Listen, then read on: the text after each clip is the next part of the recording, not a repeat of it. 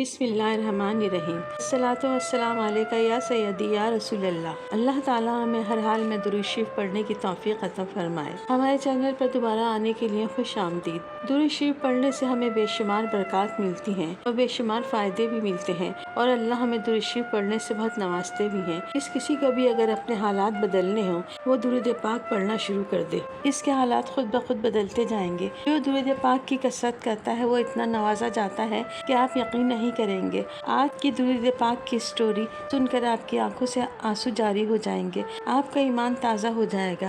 اگر آپ درود شریف روزانہ پڑھتے ہیں تو مزید اضافہ کر دیں گے، اور اگر نہیں پڑھتے تو پڑھنا شروع کر دیں گے اور کہیں گے کہ میں نے پہلے کیوں نہیں درود شریف پڑھا۔ انشاءاللہ یہ واقعہ ایک ہندوستانی بھائی کا ہے جو گجرات میں رہتے ہیں۔ 2020 میں جب لاک ڈاؤن لگا، وہ کہتے ہیں کہ میرے پاس کوئی نوکری نہیں تھی، میں بہت پریشان تھا۔ پھر میں نے ارادہ کیا اگر میری نوکری لگ گئی تو میں جب تک زندہ رہوں گا تو روزانہ 50 مرتبہ حضور اکرم صلی اللہ علیہ وآلہ وسلم کی بارگاہ میں درود پاک کا تحفہ پیش کرتا رہوں گا۔ میں نے پکا ارادہ کر لیا، روزانہ 50 مرتبہ درود پاک کا نذرانہ حضور اکرم کو پیش کرنا شروع کر دیا۔ ابھی 2-3 ہفتے بھی نہیں گزرے تھے کہ الحمدللہ میری بہت اچھی جگہ نوکری لگ گئی۔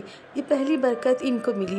کہتے ہیں کہ میری عادت بن گئی، میں روزانہ درود پاک کا ہدیہ حضور اکرم صلی اللہ علیہ وآلہ وسلم کی خدمت میں روزانہ 50 مرتبہ پیش کرتا رہا۔ 2-3 مہینے ہی گزرے تھے کہ مجھے ایک خواب پھر نظر آیا کہ میں نے اپنے آپ کو روضہ رسول حضور پاک کے سامنے پایا۔ وہاں میں نے دیکھا کہ روضہ رسول کی سنہری جالیاں کھلی ہوئی تھی اور وہاں ایک پردہ تھا۔ پردے کے پیچھے ایک نورانی شخصیت نماز پڑھ رہے تھے، اور روضہ رسول کے باہر 2 عربی آدمی جبہ پہنے کھڑے تھے، اور انہوں نے مجھے کہا کہ آج سے تمہارا کام یہ ہے کہ تم روضہ رسول کی سنہری جالیوں کے پاس کھڑے رہنا، اور یہاں جو بھی زیارت کرنے آئے بس تم اتنا خیال کرنا کہ یہاں کوئی دھکم پیل نہ کرے۔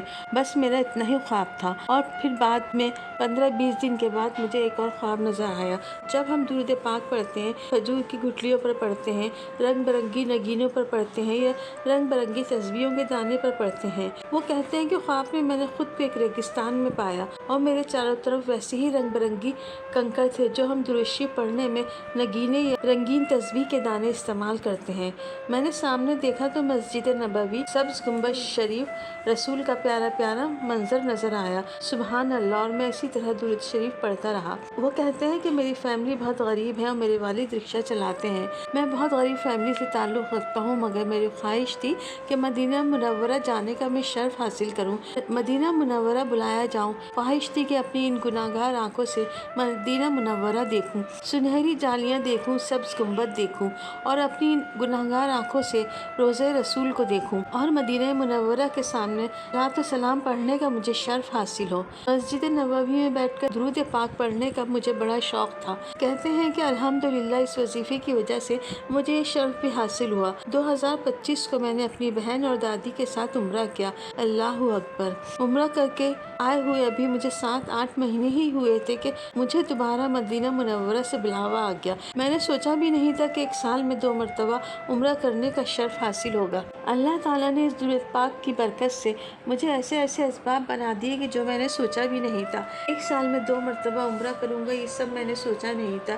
یہ سب درود پاک کی وجہ سے تھا۔